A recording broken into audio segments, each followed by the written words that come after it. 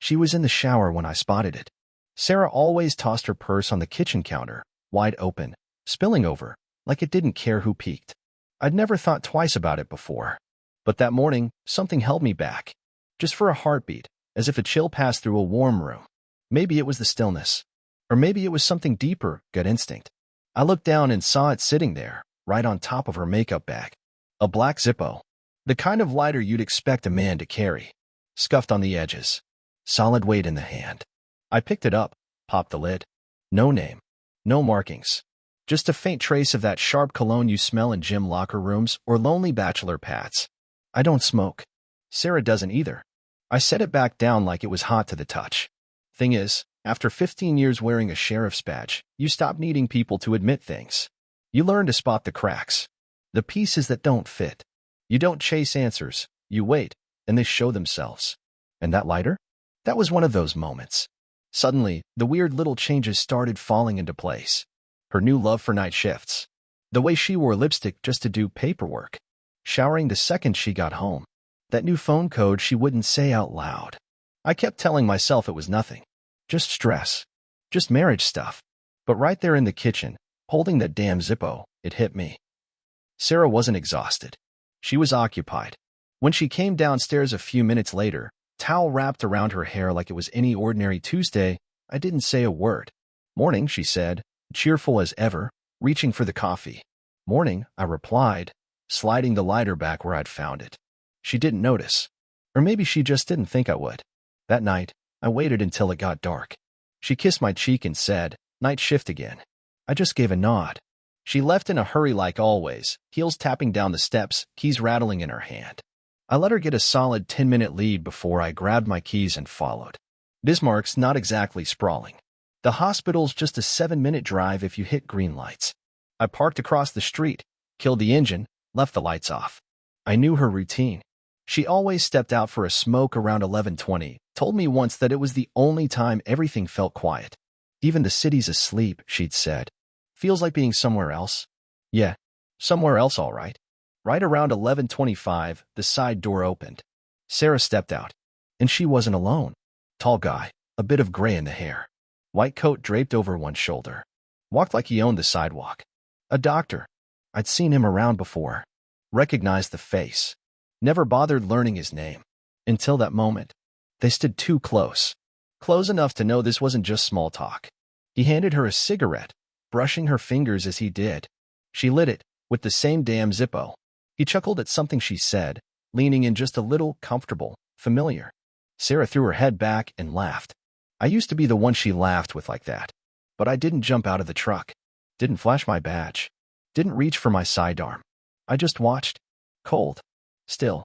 And started putting together a plan. She came home the next morning like always, and I was already up, making breakfast like nothing had changed. She walked in, said her usual, "Hey babe," kissed my cheek. Same old rhythm. Except now, I understood the music. Sarah didn't sneak off to some cheap motel. She broke her vows on a smoke break. In her scrubs. With a man who wasn't even trying to hide it. I didn't want payback. Not yet. What I wanted was the whole story. Every last detail. And I knew just how to get it. I didn't sleep that night. Not because I was fuming. Anger burns hot and fast, then fizzles out. What I felt went deeper than that. Colder. Like frost slipping in through a crack under the door. Sarah had looked me straight in the eyes and lied. Smiled while doing it. Got all dressed up in scrubs and that soft perfume. Just to stand outside the hospital and flirt with a man who wasn't her husband. She figured I wouldn't notice. Figured I wouldn't care. But now I was paying attention. And I wasn't in a hurry. The next morning, I didn't bring up the hospital. Didn't say a word about the lighter. Or the way she laughed out there, like some high school girl crushing on her teacher. I poured her coffee like usual. Gave her a kiss on the cheek like I always did. She smiled, but her eyes were searching mine. Like some part of her could feel the air had shifted. "You all right?" she asked. "Yeah," I said. Just didn't sleep much. She seemed to buy it. Or maybe she just wanted to. Once she headed off to work, I made my way down to the station. Wasn't in uniform. Just a quiet stop-in. Bruce was already in, tinkering with the new IT gear. Solid guy. Smart, loyal, not the type to get tangled up in gossip. "You got a minute?" I asked, standing in his doorway. "Sure," he said, spinning around in his chair. What's going on? I shut the door behind me, pulled the blinds, sat across from him, leaned in. This stays between us, I told him. He raised an eyebrow. Work stuff? Not exactly, but close. He leaned forward, interested now. All right, I'm listening. I gave him the general idea. No names. No finger pointing. Just that someone I trusted wasn't acting right. And I needed help checking a few city camera feeds. Outside the hospital, traffic cams, that sort of thing. You got a warrant? He asked, keeping his tone neutral. Not for this. I'm not building a case.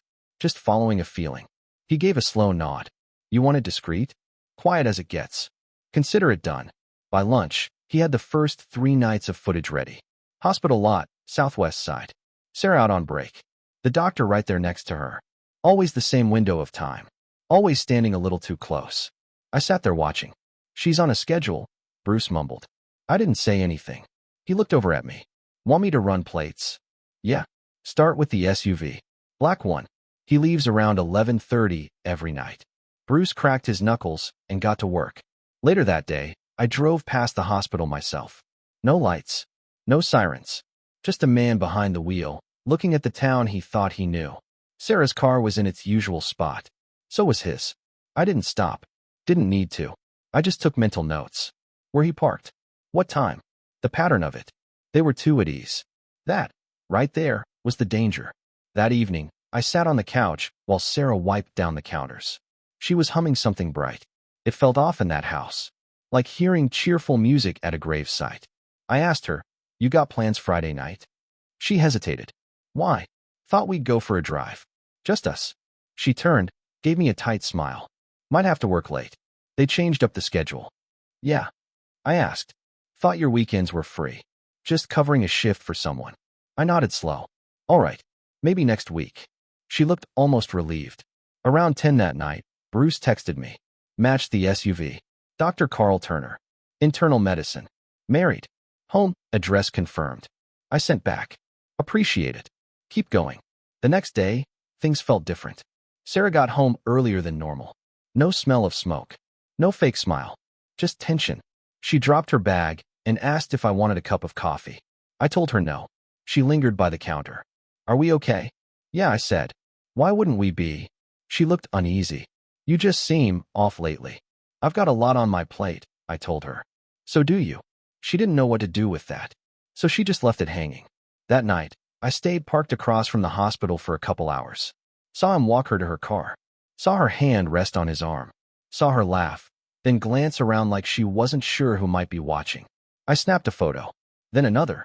And another. Next morning, I checked her glove box. Found a second lighter in there. Not the Zippo this time. Just a cheap plastic one from a gas station. Wrong again. Not hers. I placed it beside the first one in the garage, under an old rag where no one would think to look. Proof doesn't need to scream to be real. It just needs to pile up. By Thursday, Bruce had logged 5 more cam sightings. 2 of them were out near the edge of town. One at a pull-off by the woods where there's no lighting. Same hour. Same vehicles. Different days. Bruce looked over at me while printing out the timestamps. You want to keep digging? He asked. I nodded. We're just getting warmed up. Friday morning rolled around, and Sarah was packing a small overnight bag. Told me she had a 2-day hospital seminar in Dickinson. Admin training, she said. Workshops, leadership development. I watched her neatly fold clothes she hadn't touched in ages.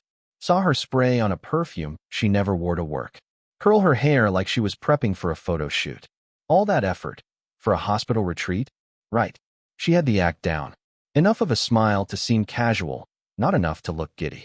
Like someone who'd rehearsed her lines, but wasn't sure the script would hold. I'll text you when I get there, she said, swinging the bag over her shoulder. I kissed her forehead. Drive safe. She looked a bit thrown off by that, surprised even, but gave me a quick smile and walked out.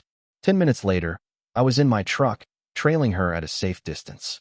Wasn't even parked at home. Had Bruce dropped me off 3 blocks over the night before. Just to be sure. Sarah headed west, just like she said she would. Only she wasn't alone.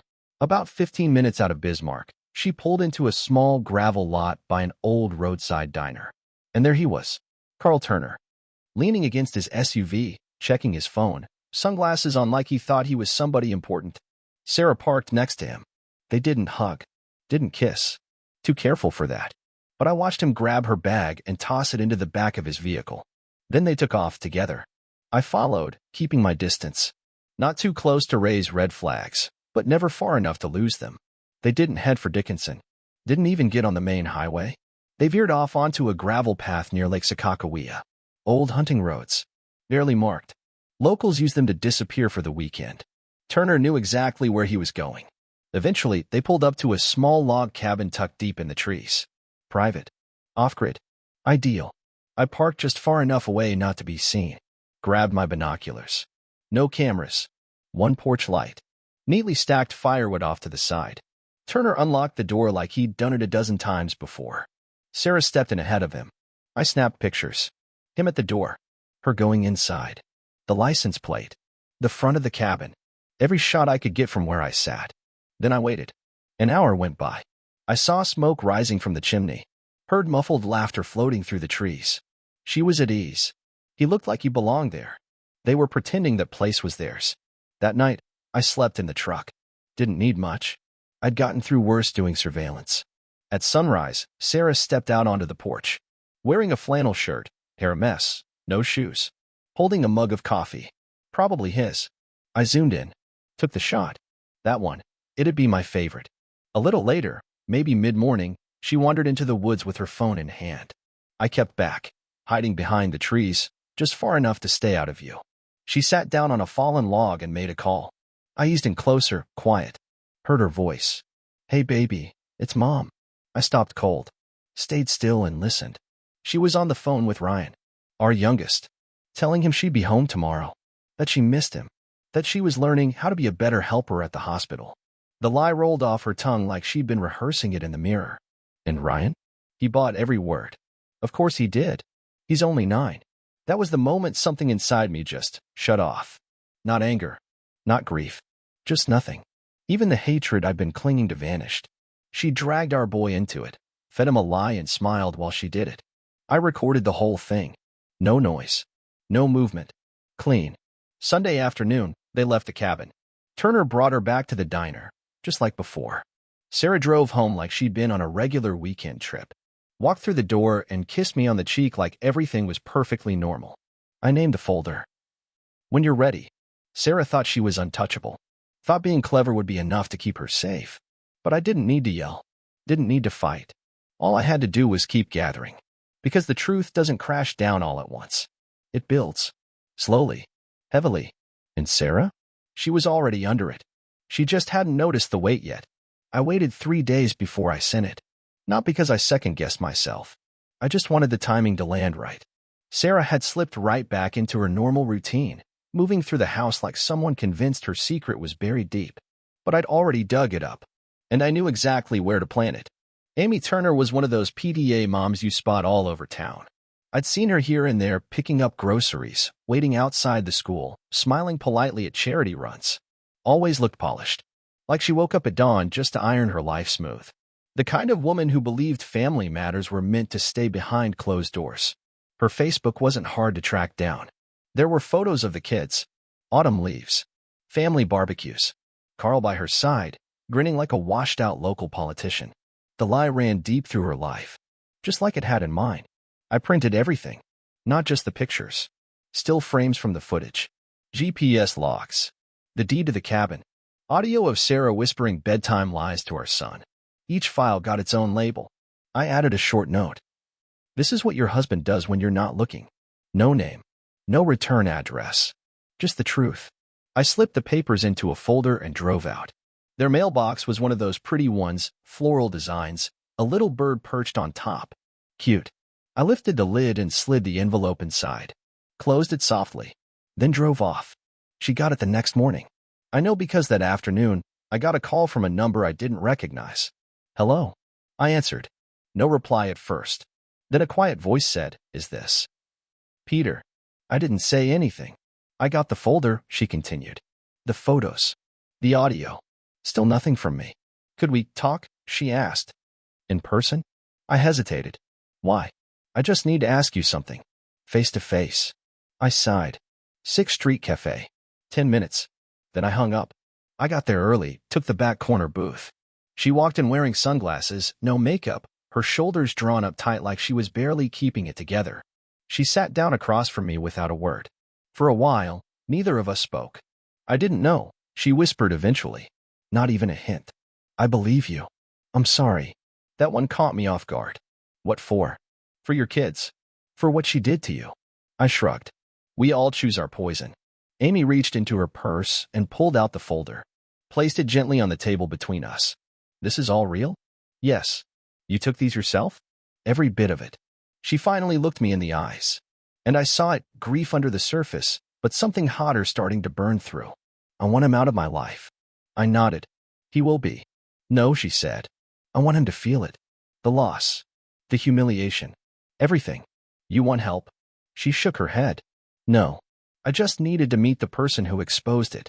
Who tore it all down. I kept my voice level. I didn't tear anything down. He did that. I just struck the match using his own fuel.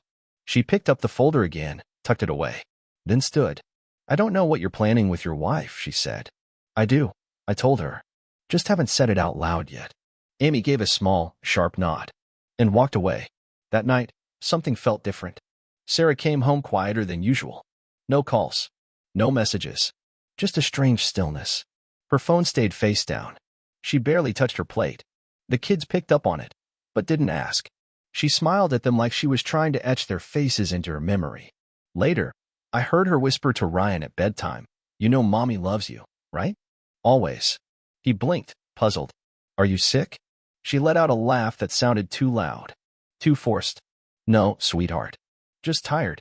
After the kids were asleep, she came downstairs. Found me sitting on the porch with a drink in hand. She sat next to me without asking.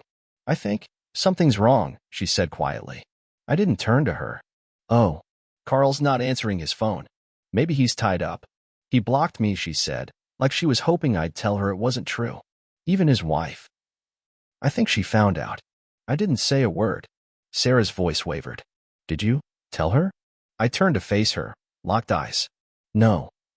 Then, after a pause, I showed her. She looked at me like I was a stranger. Maybe I was. Maybe she'd never really known me at all. Her mouth opened like she was about to say something rehearsed. But nothing came out. She stood up slowly. I need to lie down." "Go ahead," I said. "You'll want the rest." Wednesday started off quiet. The kids were out the door for school. Sarah was curled up in bed, pretending to be asleep.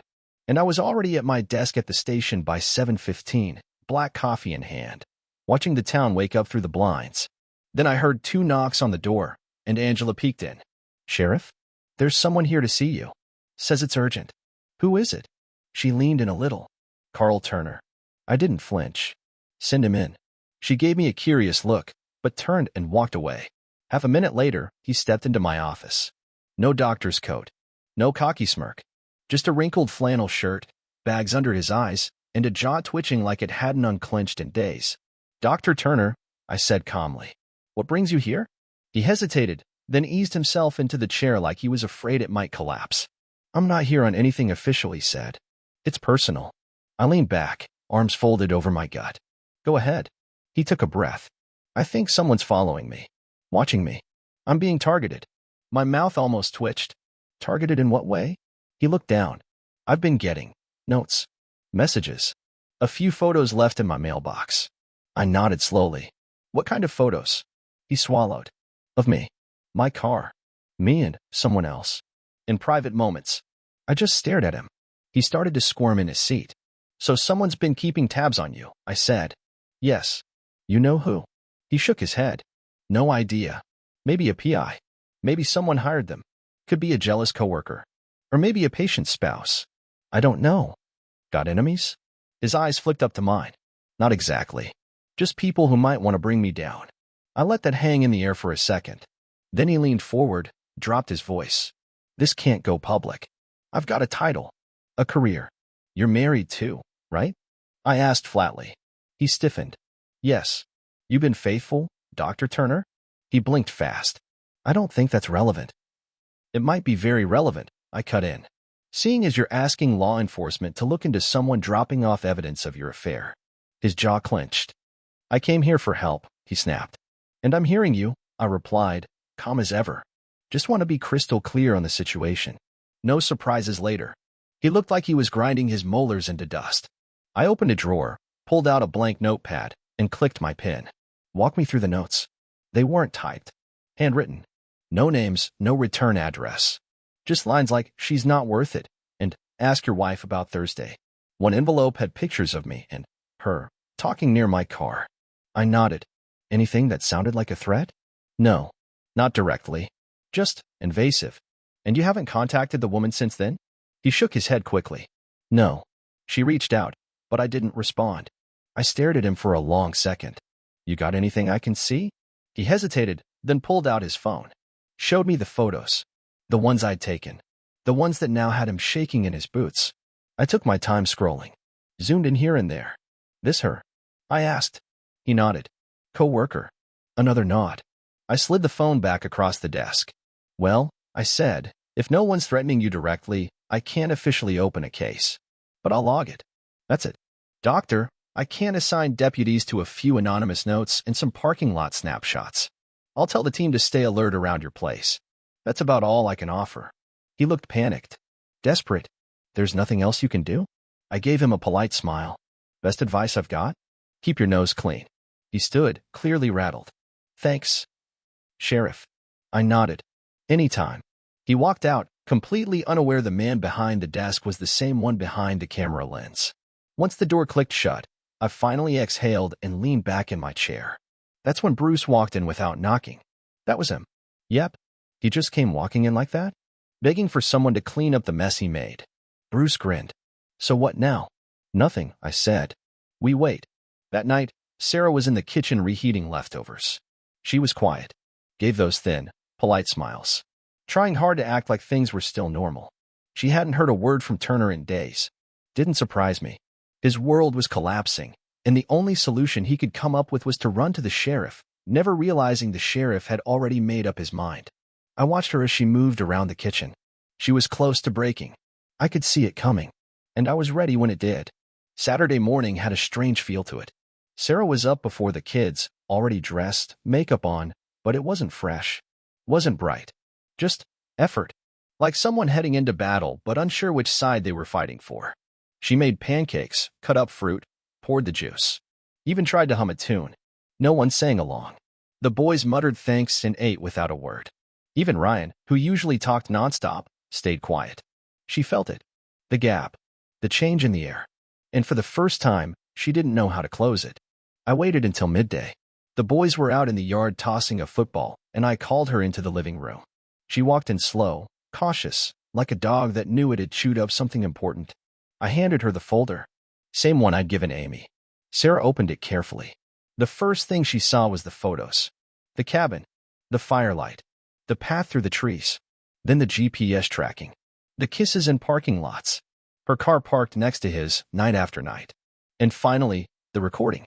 Her voice. Lying to her son, sitting on that fallen log in the woods. She didn't speak. Just kept flipping through.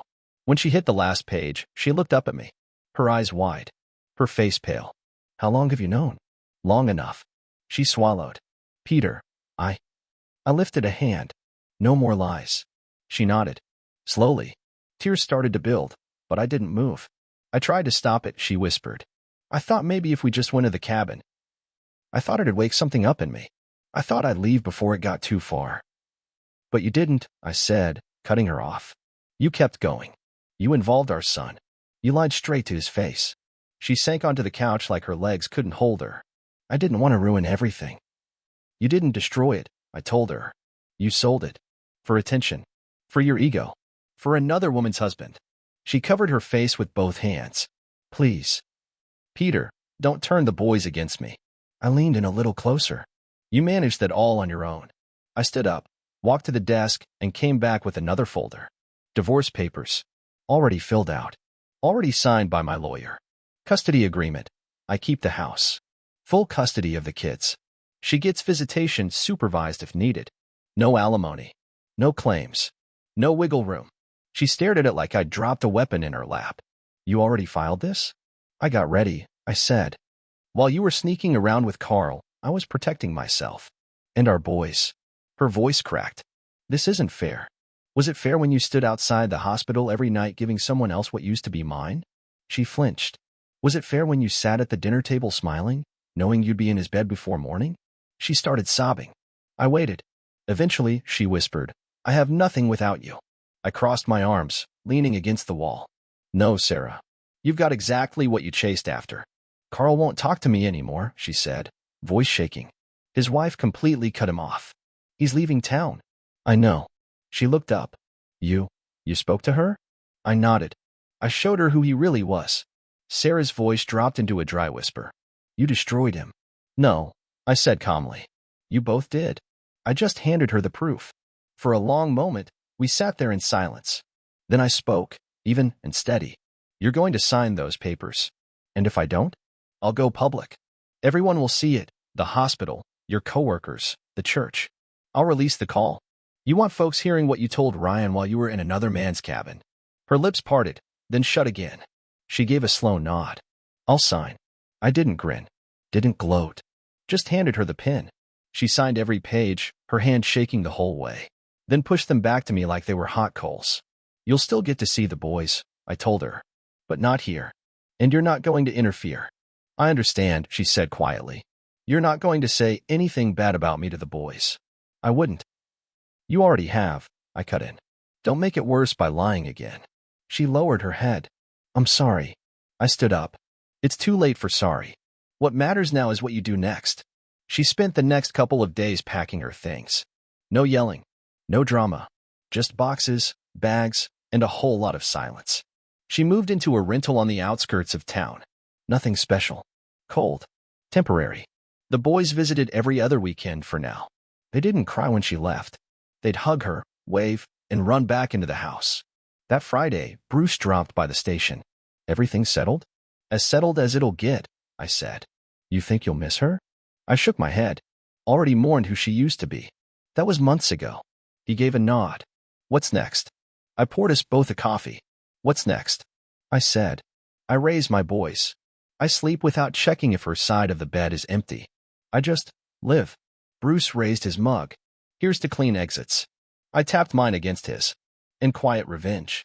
The divorce moved through the system without a ripple. No courtroom drama. No drawn-out fights. No last-minute surprises. She signed every page, just like I said she would. My lawyer handled the rest. Filed. Finalized. Done. By the time the final envelope landed in my mailbox, I barely glanced at it. Tossed it in the stack, poured another cup of coffee. The war was over, and I hadn't lost a thing worth keeping. 3 weeks later, Sarah left Bismarck. Said she needed a clean slate. Said people in town talked too much. Said she couldn't breathe here anymore. I didn't stop her. Didn't ask where she was headed. Didn't care. The boys brought her up once or twice, then moved on. Kids know when a door's been closed, even if no one says it out loud. The house changed without her in it. Quieter. No heels tapping down the hall. No showers running after fake night shifts. No rushed kisses on her way out. Just me and my boys, making breakfast, helping with homework, living our lives. And the silence? It didn't feel empty. It felt clean. I didn't rush into dating. Didn't post anything online looking for sympathy. Didn't quote healing mantras or wear pain like a badge. I chopped wood. Coached their little league team. Figured out how to braid Ryan's hair for Halloween when he dressed up as a Viking. Spent evenings on the porch with a cold beer and a quiet dog. It was enough. Sarah saw the boys twice a month. For now. Maybe that would change. Maybe not. They always came home quiet. Not upset, just thoughtful. They didn't say much about what she told them.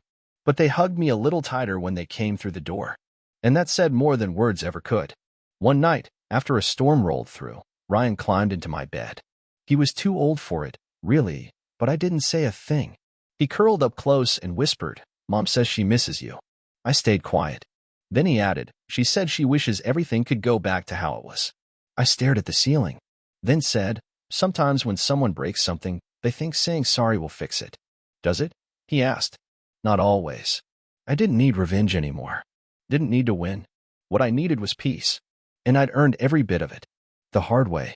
Around town, some folks still gave me looks. Some curious. Some knowing. A few that tried to be sympathetic. I didn't explain myself. Didn't need to. My life spoke loud enough. The people who mattered? They already understood. The rest could talk all they wanted. A few months passed, and then a letter showed up. No return address. Just a blank card inside, and a photo of a beach. Florida, maybe. On the back, a few small words written by hand. I hope someday you can forgive me. I tossed it into the fire. Didn't bother reading it again.